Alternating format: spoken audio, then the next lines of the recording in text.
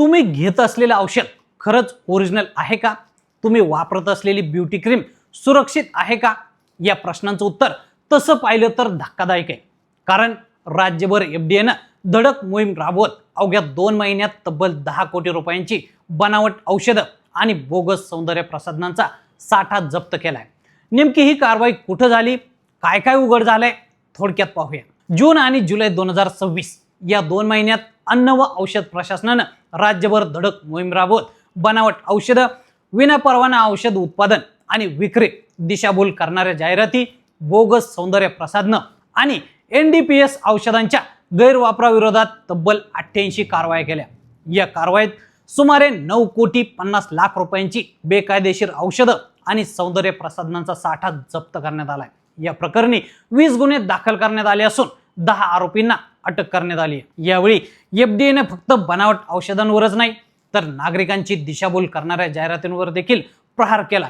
अनेक आयुर्वेदिक उत्पादनं आजार पूर्णपणे बरे करण्याचे अवास्तव दावे करत असल्याचं आढळून आलं.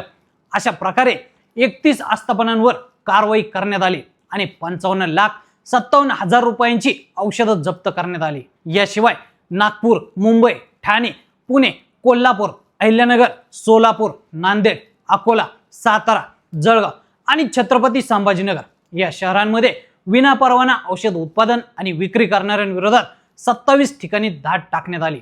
कायद्याचं उल्लंघन करणाऱ्यांना कोणतीही सवलत दिली जाणार नाही असा स्पष्ट संदेश या कारवाईतून देण्यात आलाय. सौंदर्य प्रसाधनांच्या नावाखालीही मोठा गैरप्रकार उघडकीस आलाय. मुंबई आणि भिवंडी इथं विनापरवाना तयार होणारी आणि बॅच नंबर, उत्पादन तारीख किंवा एक्सपायरी डेट नसलेली मिसब्रँडेड उत्पादनं जप्त करण्यात आली. काही उत्पादनांवर उत्पादकाचा खोटा पत्ताही नमूद करण्यात आला होता. या कारवाईत संबंधित कारखान्याला टाळे ठोकण्यात आले. दरम्यान शहरातील मोगलपुरा परिसरातील एका कॉस्मेटिक दुकानातून प्रतिबंधित पाकिस्तानी ब्युटी क्रीमचा साठा जप्त करण्यात आला.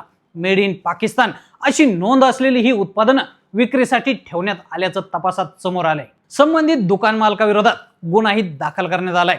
एफडीएची कारवाई इथंच थांबलेली नाही. राज्यातील रक्तपेढ्यांमधील गैरप्रकारांवरही प्रशासनानं कठोर भूमिका घेतली आहे. नियमांचं उल्लंघन करणाऱ्या 3 रक्तपेढ्यांचे परवाने कायमस्वरूपी रद्द करण्यात आले आहेत. तसेच राज्यातील सर्व रक्तपेढ्यांसाठी नव्या रक्त धोरणांतर्गत अधिक कडक नियम लागू करण्याची तयारी सुरू आहे. रक्तदान शिबिर आयोजकांसाठीही स्वतंत्र निकष निश्चित केले जाणार आहेत. एकंदरीत नागरिकांच्या आरोग्याशी तडजोड करणाऱ्यांविरोधात एफडीएनं आता झिरो टॉलरन्सची भूमिका घेतल्याचं या कारवायांमधून दिसून येतंय. बनावट औषधं असोत, बोगस सौंदर्य प्रसाधनं असोत किंवा दिशाभूल करणाऱ्या जाहिराती, नियम मोडणाऱ्यांवर यापुढेही अशीच कठोर कारवाई सुरू राहणार असल्याचे संकेत अन्न व औषध प्रशासनाने दिले आहेत. तर मंडळी, अशा बनावट औषधांवर आणि बोगस उत्पादनांवर आणखी कठोर कारवाई व्हायला हवी का? तुमचं मत आम्हाला कमेंटमध्ये नक्की कळवा आणि असेच नवनवीन माहितीपूर्ण व्हिडिओ पाहण्यासाठी लेट्स अप मराठी फॉलो करा.